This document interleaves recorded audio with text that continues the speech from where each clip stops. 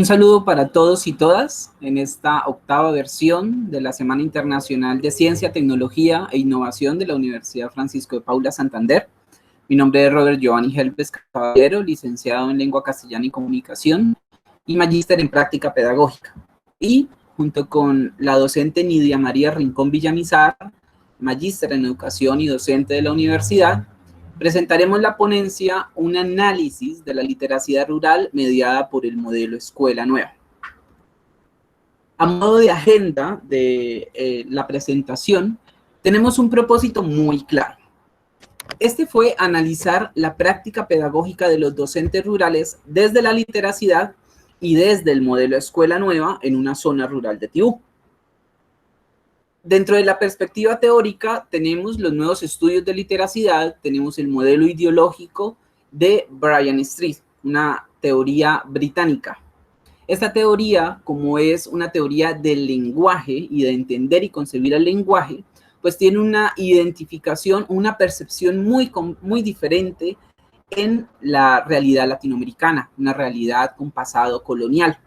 Por tanto, autores como Virginia Zavala en Perú o Gregorio Hernández en México van a reconfigurar y resignificar estos avances teóricos.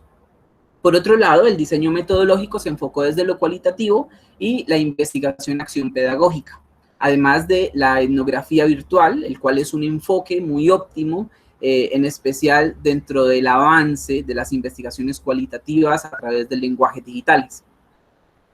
La recolección de datos estuvo o se desarrolló a través de entrevistas semiestructuradas, un grupo focal y un microcentro. A modo general, podemos decir que se encontró que las prácticas letradas de los docentes que históricamente han sido capacitados en el modelo Escuela Nueva logran transversalizarse mejor en ciencias, tecnología y artística.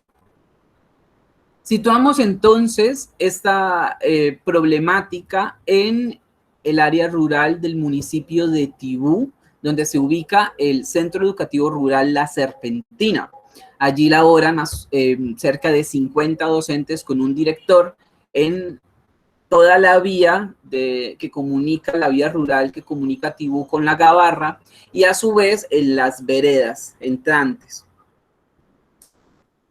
Esta región es una región con bastantes problemas sociales, socioeconómicos y políticos que van desde la presencia de cultivos ilícitos, la presencia de grupos armados, también unos altos niveles de pobreza, de inequidad, abandono estatal. También hay una oleada constante de venezolanos, inmigrantes venezolanos de todas las regiones a la zona rural, producto de los problemas internos y geopolíticos de Venezuela. Entonces, todo genera una gran dificultad para lograr el proceso de aprendizaje y el proceso de enseñanza, que a su vez se ve permeado por la pandemia y toda esta, no tanto amenaza, sino los retos que ha ocasionado este momento histórico que vivimos desde el año 2020. Entonces, teniendo en cuenta el contexto geográfico y social y político y económico de la región, vale la pena preguntarse cómo reconocer la literacidad, los estudios de literacidad desde el modelo Escuela Nueva en la práctica de todos estos docentes que se ubican en dicha región. Dentro de los objetivos tenemos entonces uno general, que fue analizar la literacidad desde la práctica pedagógica mediada por los fundamentos del modelo Escuela Nueva, y se desarrolla a través de unos objetivos específicos, los cuales son describir las prácticas letradas que hacen los docentes en su diario vivir, contrastar los fundamentos del modelo Escuela Nueva con la práctica pedagógica de los docentes, establecer pertinencia de la literacidad, del concepto de literacidad en la práctica pedagógica de los docentes, y por último, socializar una serie de prácticas letradas contemporáneas en experiencias pedagógicas que se hayan llevado a través de las tecnologías.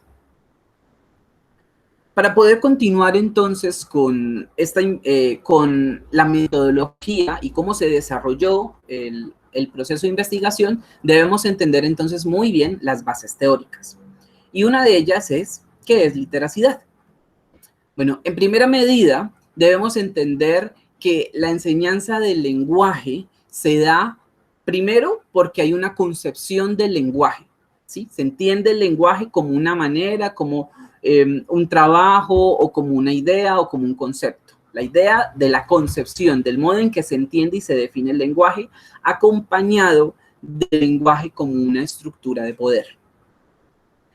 Dentro de lo que los pedagogos llaman la pedagogía tradicional o la escuela tradicional, entendemos que el lenguaje se enseñaba por un concepto, por una norma simplemente conceptual.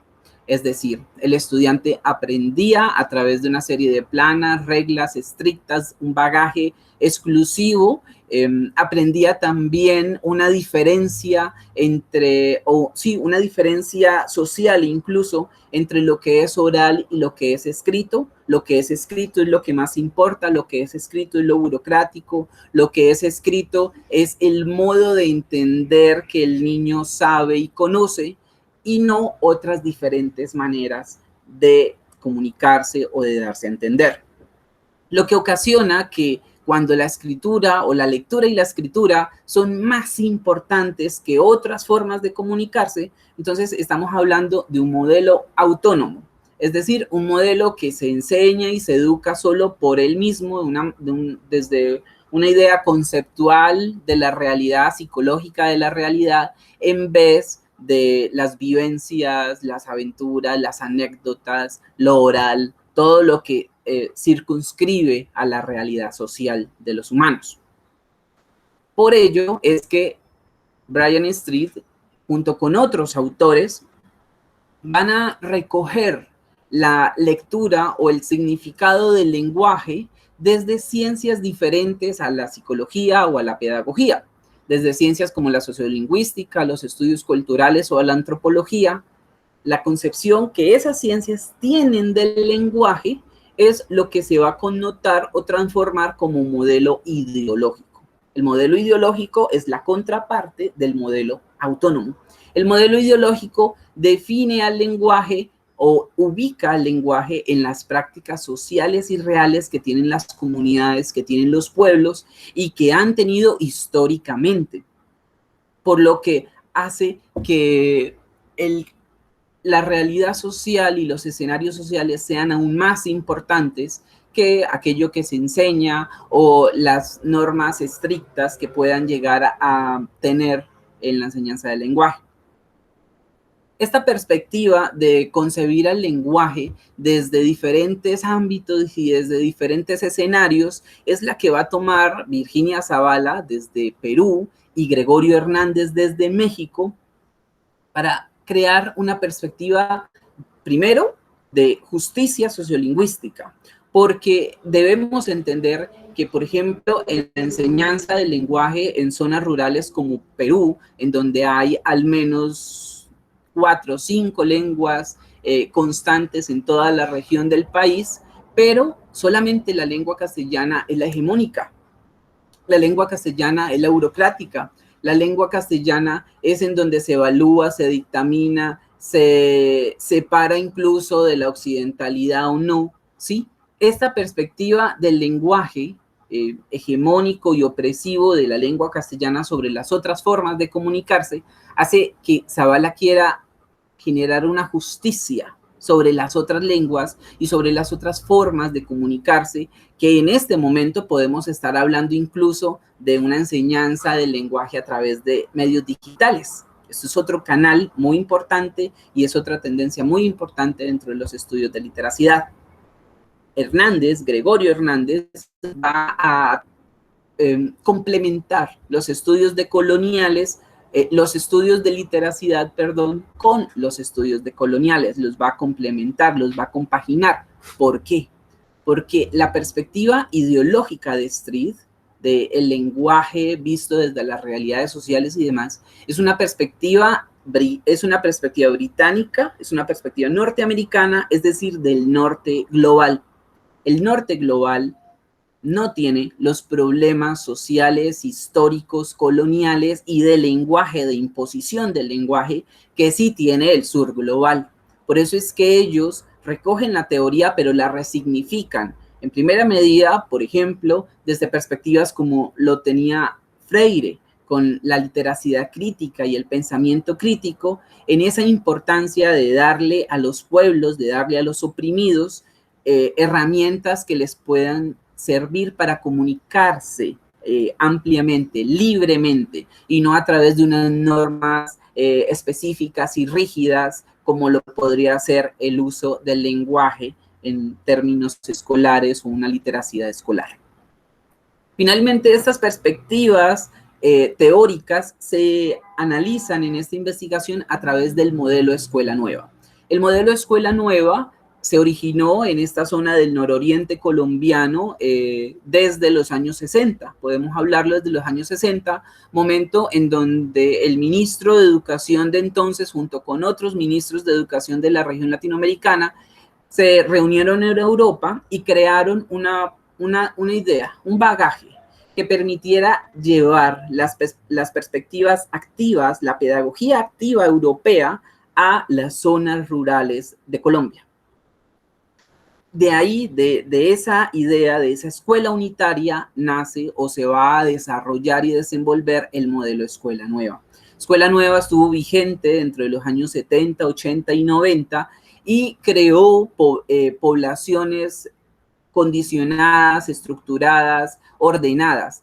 ¿A través de qué? A través de los rincones de lectura y escritura, a través de los comités, del modo de organizar tanto el salón como la comunidad, a través de las juntas de acción comunal que fueron y siguen siendo importantes para el modo en el que los pueblos y las sociedades rurales se organizan a través del lenguaje y a través de sus propios intereses y motivaciones y deseos y futuros.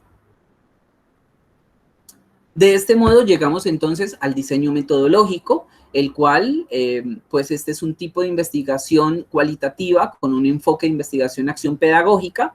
Se desarrolló a través de una recolección de la información con entrevistas semiestructuradas, un grupo focal y un microcentro, que como ya se explicó anteriormente, el microcentro fue un espacio destinado a los docentes rurales para compartir ideas, ¿sí? Compartir, reflexionar y demás sobre la práctica que ellos hacen allá, en las áreas rurales y en los escenarios educativos rurales.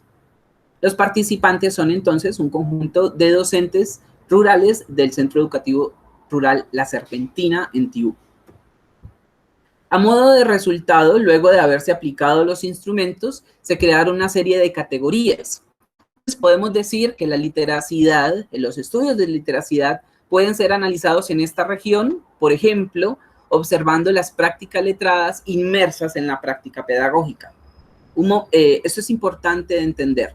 Las prácticas letradas son el modo en que los docentes usan el lenguaje, y no solo el verbal, el escrito, el kinestésico, el visual, el digital, todos los lenguajes posibles en su práctica pedagógica, en su quehacer, en su trabajo, en su conexión con los estudiantes. Ahí está la relación. Esto se puede ver, por ejemplo, en la literacidad escolar. Un ejemplo de literacidad escolar podría ser la búsqueda de información. Los docentes actualmente la hacen a través de internet y a través de libros de texto como las cartillas Escuela Nueva, que son un producto histórico, se vienen desarrollando históricamente compaginadas al modelo, junto al modelo. Por otro lado, tenemos unas prácticas letradas, por ejemplo, en evaluaciones, el modo en el que los docentes evalúan a través del lenguaje. La gran mayoría de ellos respondió que una buena evaluación podría ser aquella en donde el estudiante hable con propiedad, y hable con propiedad en escenarios como debates o exposiciones. Por otro lado, la comunicación en pandemia se desarrolló o se tornó con algunos docentes y estudiantes y padres de familia a través exclusivamente de lenguajes digitales. Sin embargo, como es importante recordar, esta es una región rural con unas altas tasas de pobreza, inequidad, difícil acceso, que hacen que la educación desde los escenarios y desde los lenguajes virtuales sea casi imposible. Por ende, muchos docentes desarrollaron visitas esporádicas para poder mantener comunicación con sus estudiantes. Otra forma de analizar la literacidad en el modelo de escuela nueva podría ser a través de la historia de este modelo en Tibú, cómo se afincó el concepto pedagógico en Tibú. Para ello se destaca, por ejemplo, en sus inicios, una serie de razones de implementación, como podría ser el alivio de la carga docente. Por otro lado, una serie de capacitaciones, muchos docentes vivían experiencias educativas en diferentes municipios, viajaban para aprender, también para aprender ¿qué? Aprender los componentes del modelo, como el gobierno escolar, como la participación democrática, como los rincones de lectura en el salón, etcétera, etcétera. Finalmente, tenemos la escuela nueva a través de las tecnologías. Cómo la escuela nueva se ha transformado o ha usado este recurso. Bueno, esta relación de escuela nueva a través de tecnologías ciertamente fue potencializado por la pandemia, como muchas otras cosas desde el año 2020, y el impacto ha sido que el modelo no tenga una posibilidad de interacción física, por tanto se haga difícil de orientar. Pero por otro lado, en los docentes, el impacto en los docentes ha sido de crisis y frustración al no encontrar canales físicos de comunicación con sus estudiantes, pero por otro lado también una serie de oportunidades, porque la pandemia nos llevó a que el uso de las tecnologías genere roles diferentes en el docente. Tenemos ahora docentes rurales online, tenemos docentes rurales como creador de contenido, ¿sí? Una serie de usos y desenvolvimiento del lenguaje digital que permite pues, que la práctica pedagógica haya mejorado ampliamente. De este modo encontramos entonces una serie de resultados generales, como podría ser la presencia de rasgos del modelo autónomo en la práctica pedagógica. Todavía hay muchos docentes que conciben el lenguaje de manera autónoma y repetitiva, es decir, siguen enseñando a sus estudiantes a través de sílabas, letras, grafías, y solo se repite y se repite la misma, el mismo uso del lenguaje fragmentado y básico, o aún más importante, el lenguaje escrito, que otras posibles formas de comunicación.